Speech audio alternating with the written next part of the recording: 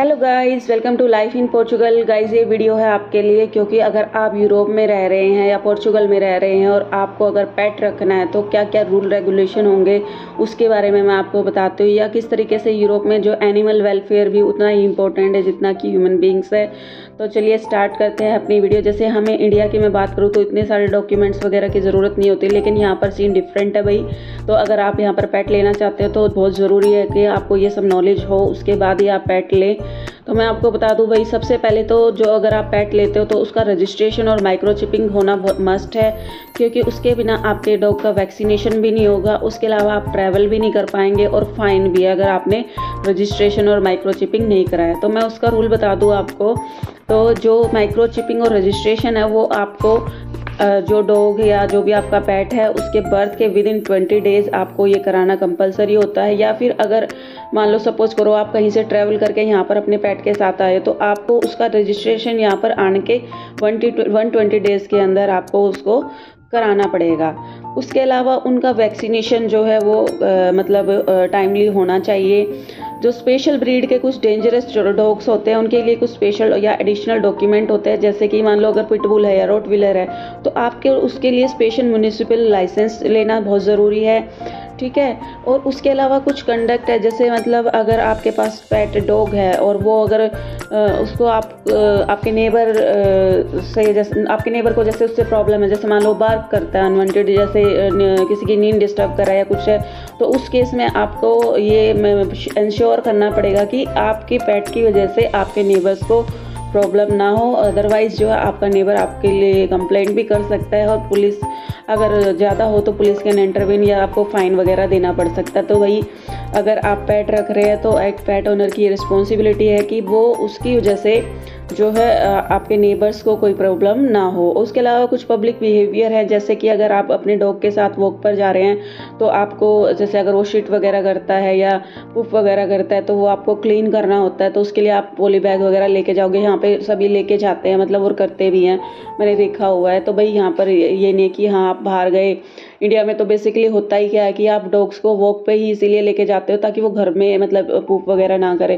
तो यहाँ पे ये है कि अगर आप बाहर लेके भी जा रहे हो पार्क्स वगैरह में और वो ऐसा करता है तो आपको तुरंत वहाँ पे क्लीन करना होता है।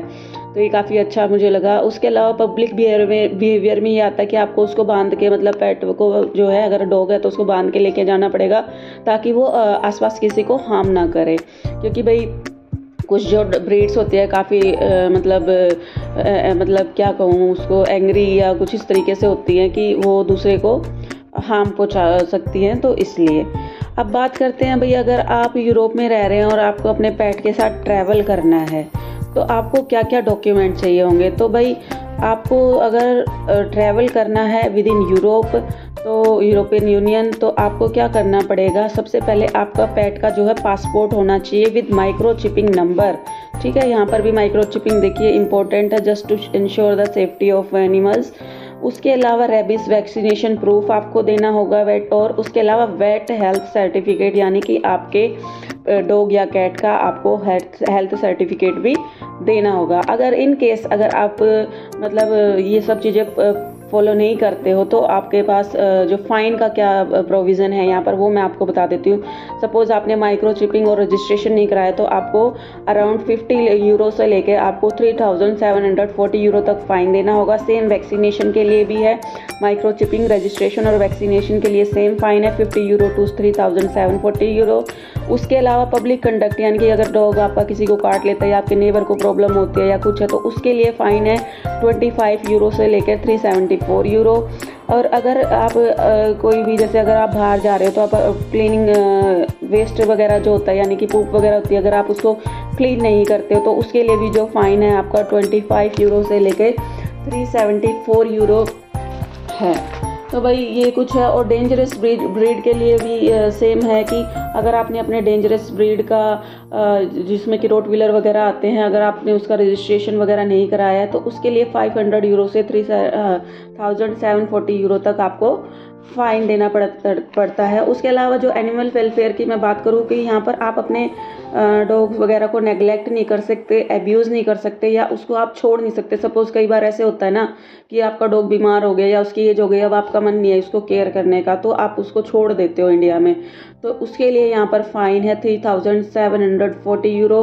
और उसके अलावा अगर आप उस मतलब कई बार क्या होता है ना कि मेंटलिटी आप किसी का कह नहीं सकते, तो कोई अगर एनिमल को यहाँ पर किल करता है तो उसके लिए 2 साल की आपको जेल भी हो सकती है। तो यहाँ पर भाई ह्यूमन बीइंग्स की तरह एनिमल्स का भी प्रॉपर केयर और प्रॉपर रूल रेगुलेशन है उनके लिए भी। Thank you so much, bye bye.